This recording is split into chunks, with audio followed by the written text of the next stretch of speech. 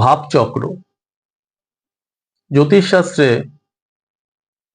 আমাদের যে মূল রাশিচক্রটি রয়েছে, সেই মূল রাশিচক্রটি জীবনের সমস্ত ঘটনাকে বিচার বিবেচনার ক্ষেত্রে সঠিক ধরে নেওয়া কিন্তু যুক্তিযুক্ত নয়।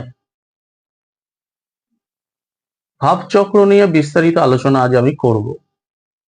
ভাবচক্র কি? রাশিচক্রই বা কি? শুধু রাশিচক্র বিচার করে কি একটি মানুষের বা একজন ব্যক্তির সম্বন্ধে সঠিক ধারণা আমরা পেতে পারি? আপনাদের প্রত্যেকের মনেই দেখবেন অনেক সময় প্রশ্ন জাগে যে আমার রাশিচক্রে কোনো একটি গ্রহ শুভভাবে অবস্থান করছে, তাহলে আমার হঠাৎ এই গ্রহের ফল আমি পাচ্ছি না কেন?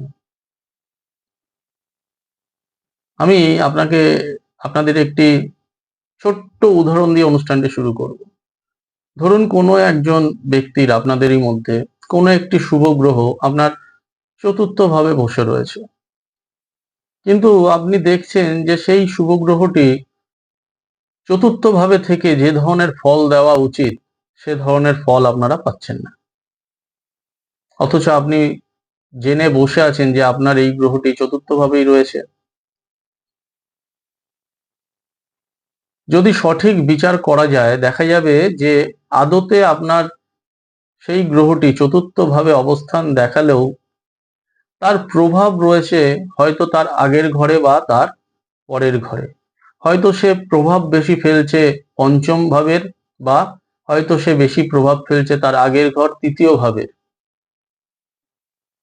তাহলে চতুর্থ ভাবে সেই গ্রহের ফল আপনি পাচ্ছেন না।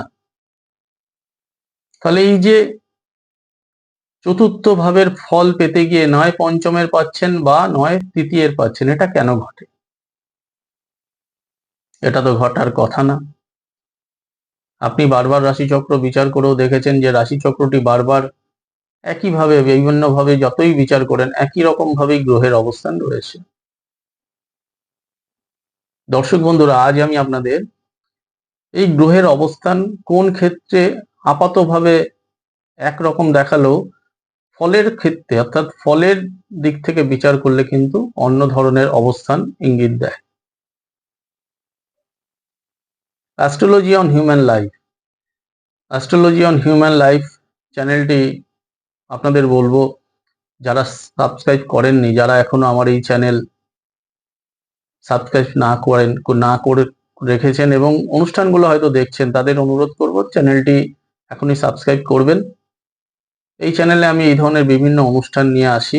মনোযোগ দিয়ে যদি দেখেন, নিজের সম্বন্ধে অনেকটাই ধারণা বা জ্যোতিষশাস্ত্র সম্বন্ধে অনেকটাই ধারণা আপনারা করতে পারবেন। আমাদের রাশিচক্র বা আমাদের এই যে ইউনিভার্স 360 ডিগ্রি, এবার এই 360 ডিগ্রির মধ্যেই গ্রহরা খেলা করছে। প্রত্যেকটি গ্রহের একটি ডিগ্রিগত অবস্থান ইউনিভার্সে রয়েছে এবং সেই ডিগ্রিগত অবস্থান আপনার রাশিচক্রে একটা, যখন আমরা রাশিচক্রটি তৈরি করছি সেই চক্রে একটা অবস্থান নিয়ে সে বসছে এবং সেই অবস্থান অনুযায়ী সে একটি ঘরে গিয়েও পড়ছে। ধরে নিলাম বৃহস্পতি গ্রহ কোনো একজনের রাশিচক্রে নবমে রয়েছে, বুধ হয়তো দশমে রয়েছে, রবি হয়তো দশমে রয়েছে, শুক্র হয়তো দ্বাদশ ভাবে রয়েছে, মঙ্গল হয়তো তৃতীয়তে রয়েছে, এরকম নানাভাবে হয়তো গ্রহের অবস্থান রয়েছে। প্রত্যেকটি গ্রহের কিন্তু সেই রাশিতে অবস্থানের পাশাপাশি কত ডিগ্রিতে অবস্থান করছে তা একটা রয়েছে। এখন ঘরে তো রাশিচক্র অনুযায়ী তারা সঠিকভাবেই রয়েছে। খেলাটা বদলে যায় যখন লগ্ন নির্ণয় হয়। লগ্ন যখনই আপনার নির্ণয় হলো, লগ্নেরও একটা ডিগ্রি তৈরি হবে। এবার এই লগ্ন সাপেক্ষে একটা ডিগ্রি থেকে, যখন লগ্ন সাপেক্ষে আমরা, আমার বা আপনাদের ক্ষেত্রেই বলি, যখনই আমরা লগ্ন সাপেক্ষে বিভিন্ন হাউস স্থির করতে থাকি, অর্থাৎ ফার্স্ট হাউস প্রথম ঘর বা প্রথম ভাব, সেকেন্ড হাউস দ্বিতীয় ঘর দ্বিতীয় ভাব, এইভাবে যে 12টি ভাব বা 12টি ঘর তৈরি হলো, আমি কম বেশি করে বলতে পারি লগ্ন যেখানে তৈরি হলো আপনার যেই ডিগ্রিতে, সেই লগ্নের প্রায় দুপাশের অংশ ধরেই কিন্তু একটা লগ্নের প্রভাব তৈরি হলো, অর্থাৎ লগ্নের আগের কিছুটা ডিগ্রি, লগ্নের কিছুটা পরের ডিগ্রি, অর্থাৎ একটা অ্যাভারেজ দুদিকের 15 ডিগ্রি করে ধরে নিয়ে কিন্তু আপনার লগ্ন ভাব তৈরি হলো। ঠিক প্রত্যেকটি ভাবেরই তাই একটি ভাব মধ্য আছে এবং ভাব সন্ধি আছে, যে আপনি আপনার লগ্ন যে ঘরেই পতিত হয়েছে সেই ডিগ্রি থেকে আপনার লগ্নের যে অ্যাভারেজ 30 ডিগ্রি স্প্যান, সেই 30 ডিগ্রির যে দূরত্ব, সেই দূরত্বর একটা শুরু, তার একটা মধ্য, আবার তার একটা শেষ রয়েছে। তাহলে এই যে শেষ যেখানে হচ্ছে সেখানে আরেকটি ভাবে শুরু হচ্ছে, তাহলে শেষ আর শুরু এটিকে বলে হচ্ছে সন্ধি, ভাব সন্ধি। আবার সেটা থেকে কিছুটা এগিয়ে গিয়ে ভাব মধ্য পড়বে, আবার তারপরে ভাব সন্ধি, এইভাবে 12টি ভাব মধ্য ভাব সন্ধি তৈরি হবে। এবার আপনার লগ্ন যখনই নিরূপণ হয়ে গেল, লগ্ন যখনই তৈরি হয়ে গেল, তখন সেই লগ্ন সাপেক্ষে সবকটি ঘরেরই একটা ভাব মধ্য এবং ভাব সন্ধি রয়েছে, অর্থাৎ একটা জায়গায় এসে কোনো একটি হাউস শেষ হচ্ছে, আবার অন্য পরের হাউসটি শুরু হচ্ছে, এবং সেই হাউসের মাঝামাঝি জায়গায় সেই হাউসের ভাবটি সব থেকে প্রবল থাকে, যেহেতু মাঝামাঝি। এবার যখনই আপনার লগ্ন সাপেক্ষে এই 12টি হাউস তৈরি হলো, সেই হাউসের বিভিন্ন ডিগ্রিতে যদি এবার ইউনিভার্স অনুযায়ী ওই যে নবগ্রহ, সেই নবগ্রহের অবস্থানকে আমরা ইনপুট করে দিই, আপনি মজার ব্যাপার আপনারা লক্ষ্য করবেন যে সেক্ষেত্রে দেখা যায় গ্রহদের ওই হাউসে কিন্তু একটা সাধারণ রাশিচক্রে গ্রহরা যে যে ঘরে ছিল, হয়তো ভাবচক্রে গিয়ে সেই ঘরে নাও পড়তে পারে, তার আগের ঘর বা তার পরের ঘরে গিয়ে পড়তে পারে ওই ডিগ্রিগত অবস্থান ভেদে। কারণ গ্রহরা একটা নির্দিষ্ট ডিগ্রিতে ছিল, কিন্তু আপনার লগ্ন সাপেক্ষে মূল যে কালপুরুষের রাশিচক্রের সঙ্গে আপনার লগ্ন সাপেক্ষের যে ভাবচক্র, একজন যে সেই প্রত্যেকটা ঘর অনুযায়ী 30 ডিগ্রি পাবে তা কিন্তু নয়। আপনার ভাবচক্রের 30 ডিগ্রির মধ্যে কোনো একটি গ্রহ যেখানে পতিত হয়েছে, হয়তো মূল যে রাশিচক্র, সেই রাশিচক্রে তার অবস্থান তার আগে পরের ঘরে ছিল। তাহলে আপনারা প্রত্যেকেই যখন রাশিচক্র বিচার করবেন, সঙ্গে সঙ্গে আপনাদের ভাবচক্রটিও তৈরি করে নেবেন।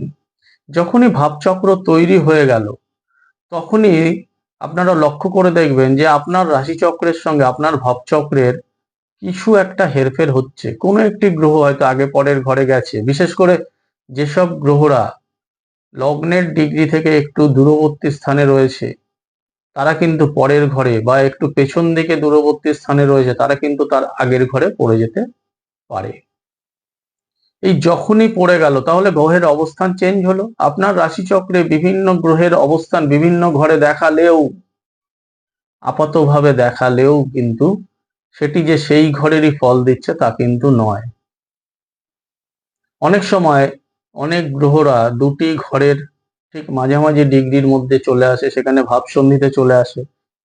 এবার এই ভাব সন্ধিতে কোনো গ্রহ অবস্থান করলেও সে কোন ঘরের ফল দেবে সে নিজে স্থির করতে পারে না। তাই ভাব সন্ধিতে কোনো গ্রহ কিছুটা শক্তিশালী থেকে দুর্বল হয়, অর্থাৎ তার শক্তি হারিয়ে ফেলে। সব গ্রহরাই যত ভাব মধ্যে থাকে তারাও তত বেশি বলশালী বা বেশি এফেক্ট দেয়। এবার এই ভাব এবং রাশিচক্রের ঘর, এই দুটি কিন্তু পৃথক বিষয়। কিছু রাশিচক্রে অবশ্যই ভাবচক্রের সঙ্গে রাশিচক্রের একটা মিল চলে আসে, গ্রহের অবস্থানও বদলায় না। আবার বহু রাশিচক্রে দেখা যায় যে মূল রাশিচক্রের সঙ্গে ভাবচক্রের গ্রহের ফারাক হচ্ছে, একের অধিক গ্রহেরও ফারাক হতে পারে অবস্থানের। এই যে অবস্থানের ফারাক, এই অবস্থানের ফারাকের ফলেই কিন্তু গ্রহরা নর্মাল যে সনাতনী জ্যোতিষশাস্ত্রে যে ধরনের ঘরে থাকলে যে ফল দেবে, সেই ফলের একটা ডিফারেন্স ফল দিতে শুরু করে, ডিফারেন্ট ফল দিতে শুরু করে। কেন? ওই অবস্থান হেরফেরের জন্য। কারণ গ্রহের একটা যেমন বলাবল আছে, সেমনি কোন ঘরে থাকলে লগ্ন সাপেক্ষে সেই ঘরের একটা ফল দেবে। তার ফলে বহু ক্ষেত্রে দেখা যায় যে চতুর্থের গ্রহ পঞ্চমের ফল দিচ্ছে ভাবচক্রে, বা চতুর্থের গ্রহ ভাবচক্রে তৃতীয়ের কিছুটা ফল দিচ্ছে, সপ্তমের গ্রহ অষ্টমের ফল দিচ্ছে বা ষষ্ঠের ফল দিচ্ছে, দ্বাদশের গ্রহ হয়তো লগ্নে বসে রয়েছে। দেখা গেল যখন আমি ভাবচক্র তৈরি করলাম, রাশিচক্রে যেটি বা দ্বাদশ ঘরে ছিল হয়তো লগ্নে চলে এলো বা একাদশ ঘরে চলে গেল। এইরকম আগে পরের ঘরে তার বিন্যাস ঘটতে পারে। এবং এই বিন্যাস ঘটার ফলেই যেমন আপনারা মূল রাশিচক্রটি বিচার করবেন, অবশ্যই ভাবচক্রটিকেও বিচার করিয়ে দেখে নেবেন যে কোনো একটি বিশেষ গ্রহের যদি এরকম ঘরের হেরফের ঘটে, সেক্ষেত্রে কিন্তু সে দ্বৈত ফল দেবে, অর্থাৎ দু ধরনের ফল দেবে, যার একটি গড় ফল বা অ্যাভারেজ ফল আপনি পাবেন। মূল রাশিচক্রে গ্রহটি কোথায় বসে আছে সেই অনুযায়ী কিন্তু বিচার করলে আপনাদের বিচার সঠিক নাও হতে পারে। ফলত শুধু বিচার নয়, বিচারের পাশাপাশি প্রতিবিধান বা রেমেডি, প্রতিকার নেওয়া বা প্রতিকার কোনো জ্যোতিষী যদি দেন, সেই দেওয়ার ক্ষেত্রেও এই ভাবচক্র বিচার অত্যন্ত গুরুত্বপূর্ণ। ভাবচক্রের যে বেস, যেখান থেকে ভাবচক্র তৈরি, সেই বেসেই রয়েছে প্রত্যেকটি গ্রহের একটা ডিগ্রিগত অবস্থান। এই ডিগ্রিগত অবস্থানের হেরফেরেই মূল রাশিচক্রের লগ্ন সাপেক্ষে গ্রহেদের অবস্থান ভিন্ন ভিন্ন হয়ে যায়। আপনারা যদি ঠিকঠাক করে বিচার করে নেন, তাহলে গ্রহটির সম্বন্ধে যেমন একটা ধারণা আসবে, কোন ঘরে বসে রয়েছে তার সম্বন্ধে ধারণা আসবে। অনেক সময় দেখা যায় যে আপাতভাবে শুভ ঘরে দেখালেও সে কিন্তু অশুভ ঘরের ফল দিচ্ছে, আমরা বুঝতে পারছি না। আমরা ভাবছি কোনো একটি গ্রহ নবম ঘরে বসে, আমার হয়তো কোনো একটি শুভ গ্রহ নবম ঘরে বসে 9 ফল দিচ্ছে, অর্থাৎ নবমের ফল দিচ্ছে, কিন্তু আদতে দেখা গেল ভাবচক্রে সে অষ্টমে গিয়ে বসে গেছে, সে অষ্টমে গিয়ে নিজেই দুর্বল হয়ে গেছে। তাহলে সে ভালো ফল দেবে কি করে? তাহলে এই যে অষ্টম নবম ষষ্ঠ সপ্তমে গিয়ে ঘুরে ফেরা, গ্রহরা কোথায় যাচ্ছে, কোন ঘরে বসে রয়েছে, এগুলোর সম্বন্ধে একটা ধারণা তৈরি করতে গেলে ভাবচক্র বিচার অত্যন্ত গুরুত্বপূর্ণ। শুধু রাশিচক্রটির বিচার করেই আমরা যদি কোনো একটি ব্যক্তি সম্বন্ধে ধারণা তৈরি করে ফেলি, সেটি কিন্তু সঠিক হবে না। আপনারা আপনাদের রাশিচক্রের ভাবচক্রটি তৈরি করে নিয়ে অবশ্যই সেই অনুযায়ী চলার চেষ্টা করবেন, সেই অনুযায়ী প্রতিবিধান নেওয়ার চেষ্টা করবেন, তাহলে আপনাদের পক্ষে মঙ্গল হবে।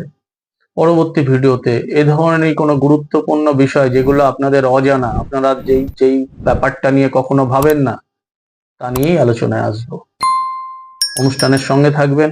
পরবর্তী ভিডিওতে আবার দেখা হবে। নমস্কার।